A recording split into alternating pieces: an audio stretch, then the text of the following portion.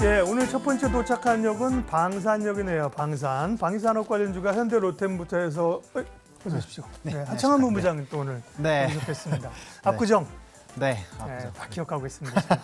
바람 부는 날에는 압구정으로 가자. 네. 유하 시인의 시이네요. 근데 무식해갖고 시를 안 봐. 맨날 차트만 보고 앉아가고 그죠? 시 보는 게 쉽지 않죠. 맨날 오늘 뭐 300원 올랐는데 500원 시를 봐야 되는데 네네네. 왜 바람 부는 날은 압구정을 가야 됩니까?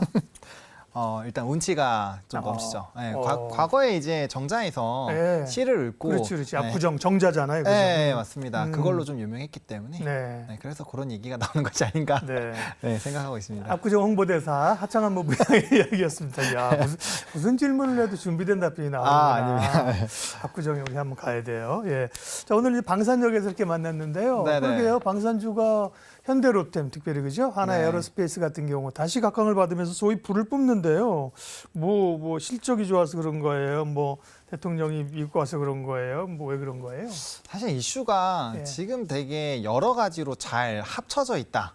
라고 보시면 될 것 같은데 네. 뭐 말씀 주신 것처럼 일단 실적은 되게 좋죠. 왜냐하면 이제 작년 하반기부터 12월부터 이제 대규모 수주들이 많이 들어왔었고 역대급 수주했죠. 예. 네, 그리고 그 이후로도 사실 뭐 폴란드라든지 기타 지역에서 또 수조원대 수주가 들어온 상황이고 또 추가적으로 다른 나라들에서도 지금 수조원대 또 수주들이 또 기다리고 있는 상황이거든요. 네. 그래서 일단 실적 베이스로 보더라도 상당 부분 좋게 볼 수 있는 상황이었는데 또 한 번에 또 지정학적 리스크까지 열리다 보니까 네.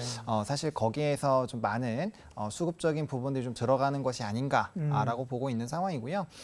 그리고 뭐 지금 이 이슈가 예. 좀 한 단계 좀 진행이 되지 않을까라고 보고 있고 또 이 전쟁이 사실 좀 단기간에 끝날 것이다. 라는 얘기들이 그러게요. 많았었잖아요. 너무 길어요. 2월 24일이거든요. 제가 네. 기억하는 게 12월 24일 앞에 하나 빼고 2월 24일이에요. 그렇죠. 예. 그래서 1년하고도 지금 몇 개월이 지난 거예요. 그죠? 그렇죠. 네. 그래서 그렇다 보니까 이렇게 되면은 아무래도 이제 방산에 대한 이 정책적인 기조들이 많이 나올 수밖에 없거든요. 왜냐하면 자국 이 보안을 위해서 보위를 위해서 어쩔 수 없이 그런 방향으로 진행이 될 것이고 또 그 우리나라의 제품이 과거에는 또 내수에 많이 치중이 되어 있었거든요. 네.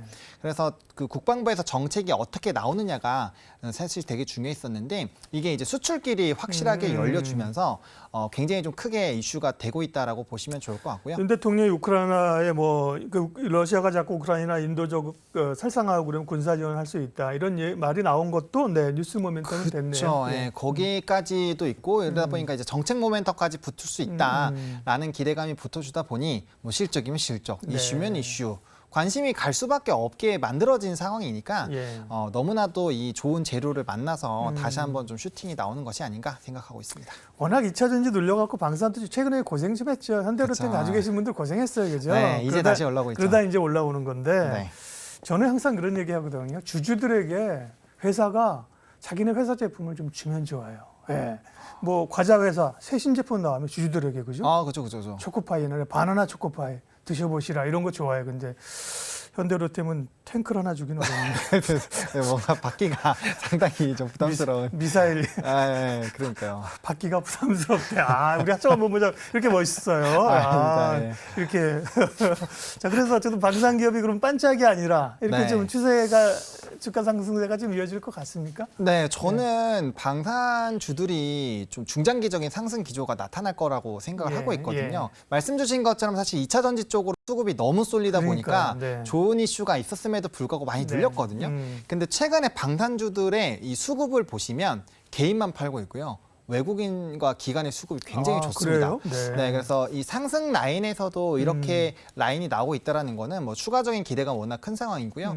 또 우리나라 앞서 말씀드린 대로 이제 방산주들의 이런 수주들이 많이 나온다라는 거는 네. 그만큼 우리나라 제품이 뛰어나다라는 거죠. 가격이나 성능 면에서. 가성비가 좋다는 거 아니에요? 네, 그렇죠. 또 사계절을 지나면서 그죠? 그쵸. 네. 다 테스트가 가능하다. 그렇죠. 네. 그래서 그런 부분으로 본다라고 한다면 저는 이제 시작일 수도 있다. 소위 말해서. 게다가 방산주들 같은 경우 또 일부 기업들은 우주항공이랑도 연관이 되어 그렇죠. 있거든요. 예. 근데 이제 우주 관련된 부분에서도 모멘텀이 많은 게 올해만 하더라도 전 세계적으로 적게도 위성을 4만 대 이상을 쏘아 올리거든요. 네. 그러니까 그런 부분에서 수혜를 받을 수밖에 없고 최근에 이제 조금씩 얘기가 나오고 있지만 뭐 드론 이슈, 뭐 네. UAM 이슈 계속적으로 이슈가 될 것이어서 방산과 관련된 이벤트는 정말 너무나도 좋다. 그리고 뭐 조단위 계약도 너무나도 많은 상황이고요. 그래서 전반적으로 전반적인 분위기로 보면은 이거는 쉽게 끝나지 않을 가능성이 높다라고 생각을 하고 있습니다. 결국 이런 건 정책이 중요하단 말이에요, 그렇죠? 원전도 그렇고 뭐 방산, 수소, 뭐 친환경 이런 건 정책이 중요하잖아요. 그렇죠. 정부 정책은 관련해서 어떤 가이드라인이나 좀 방향성이 나와 있어요? 네, 지금 사실 뭐 소부장 7대 분야에다가 음. 지금 이제 50개 정도를 더 얹어서 이제 네. 정책적인 부분에서의 좀 기대감이 발생이 되고 있는데 앞서 말씀드린 것처럼 원래 이제 우리나라 방산주들은 내수에 치중이 되어 있었기 때문에 정부의 이제 국방부 예산이 얼마나 늘어나는지가 결국에는 핵심이었거든요. 근데 이렇게 이제 정책적인 부분까지 들어가게 되면 당연히 그 비중 높아질 거고요. 또 이제 해외적으로 이런 수출들이 더 잘 진행될 수 있게끔 뭐 지금 2차 전지라든지 뭐 자동차 같은 거 네. 보셔도 계속적인 뭐 세제안이라든지 뭐 긍정적인 이런 길을 만들기 위해서 노력을 하고 있잖아요. 분명 방산 쪽에서도 그러한 기조가 나올 겁니다. 왜냐하면 우리나라 제품에 대한 수요가 굉장히 높아지고 있는 이 시점에서 정부가 이 부분에 뒷받침을 해주면 방산업체들이 굉장히 좀 성장을 할 수 있고 그게 우리나라의 또 성장에 영향을 줄 수밖에 없는 환경이잖아요. 네. 가뜩이나 지금 무역 수지 안 좋고 하니까 그래서 그런 부분에서의 좀 정책 모멘텀은 충분히 마련이 될 수 있는 상황이고 또 이제 대통령의 또 발언들이 있었고 그리고 우리 올해 시장을 좀 한번 잘 살펴보시면 정부의 신성장 4.0 전략 그리고 정부에서 이제 주도로 언급한 5개 섹터에서의 강한 기조가 나타났거든요. 네. 그래서 방산이 만약에 그런 모멘텀이 추가로 된다라고 한다면 저는 충분히 기대감을 더 가질 수밖에 없는 상황이라고 보고 있고요. 네. 네, 특히나 이렇게 시장이 또 흔들리기 시작을 할 때 하나의 안전판이라고 보여지거든요. 정부의 정책이. 그래서 그런 부분들을 조금 관심 있게 보실 필요가 있지 않나 생각하고 있습니다. 잘 말씀하셨는데 이제 한국 주식은 한국 내에서만 보면 안 돼요, 그죠? 네. 앞에 K가 붙어야 돼, 그죠?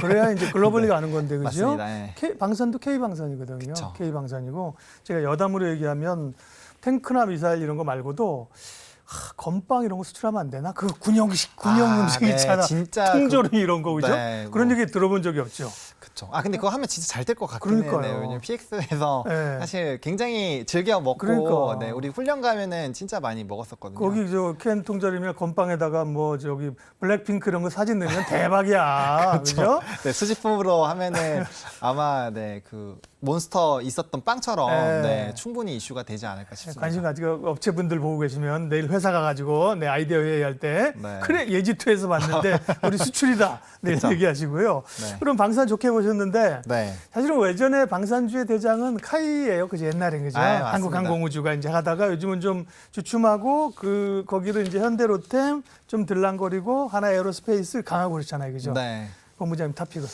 현대 로템을 꼽았는데 앞서 말씀드린 대로 정말 수급이 너무나도 좋습니다. 그 지금 최근에 한 10거래일 정도 보시면 개인은 진짜 막 몇백만 주씩 팔고 있는데 개인은 고생 많이 했거든. 에이. 개인이 문제가 그거야. 고생하다가 그죠? 소위 네. 제가 속어 쓰는 게 아니라 전문 용어 쓰는 겁니다. 쩔었다가 원돈 오면 이제 네, 불안하니까 팔아버려. 네. 그때부터 오르는데. 그렇죠. 왜냐하면 워낙 좀 급격하게 오르고 있다 보니까 그러니까. 아무래도 거기에 따른 조금 약간의 좀 본전 심리, 게다가 예. 시장도 흔들리고 네, 있어서 네. 그런데 지금 뭐 이제 K2 전차에 대한 이 기대감이 워낙 큰 상황이죠. 그래서 거기에 관련된 증권사 목표가 상향 리포트도 나왔고요. 예. 그다음에 또 이제 철도 부분에서 또 1조 원 또 규모의 또 수주 낙찰된 부분. 그래서 지금 리오프닝 이슈가 나오게 되면 SOC 쪽에서 또 이슈가 나올 수가 있는데 거기에 따라서 사실 철도주들이 또 긍정적일 수가 있는 상황이거든요. 거기에다가 방산까지 되어 있어서 아무래도 실적적인 부분이나 이런 좀 앞으로의 환경이 변했을 때도 좀 긍정적인 이슈가 나올 확률이 굉장히 높고 고점 부분 굉장히 급격하게 올라가고 있음에도 불구하고 외국인 기관이 이 정도로 세게 들어온다라는 거는 아무래도 추가적인 상승 기대감이 좀 크지 않나라고 생각을 하고 있습니다. 방산주 가운데 현대로템입니다. 근데 이런 기업을 볼 때 딱 하나 고민이 있어. 이게 물건을 계속 팔아야 되거든요. 요즘 네. 피부 미용 이런 거 되는 게 기기 하나는 뭐 우리 요즘 그 프린터 같은 거 프린터 싼데 토너 엄청 비싸잖아요. 그쵸. 네. 계속 이게 팔아야 되는 구조인데 탱크나 미사일이나 한번 팔면 그죠. 소모품 이런 게 아니어서 철도도 마찬가지예요. 수주하면 그쵸. 굉장히 크게 수주하는데 수주가 몇 년이 비어버려, 그죠? 그런 사업 구조의 고민들은 어떻게 좀 보세요? 아무래도 이제 뭐 탄창이라든지 그런 부분에서 또 다른 방법을 만들어내지 않을까라고 보고 있고요. 예. 그리고 앞서 말씀드린 것처럼 아직까지 지금 수조원대가 많이 들어왔는데 네. 추가적으로 지금 관심 있게 보는 나라들이 굉장히 많습니다. 그래서 그런 수주들이 당분간은 유지가 될 가능성이 상당히 높거든요. 네. 그래서 그런 부분으로 시장 참여자들도 생각을 하고 있기 때문에 예, 그런 방향으로 본다라고 한다면 충분히 뭐 지금은 더 괜찮지 않나 생각을 하고 있습니다. 네, 우리 압구정 홍보대사 우리 하창한 본부장님과 함께 우리 이 방산역에서는 현대로템을 탑픽으로 얘기를 했고, 예, 또 열차가 지나가고 있네요. 다음 역으로 가보겠습니다. 이로운 경제 채널 EBC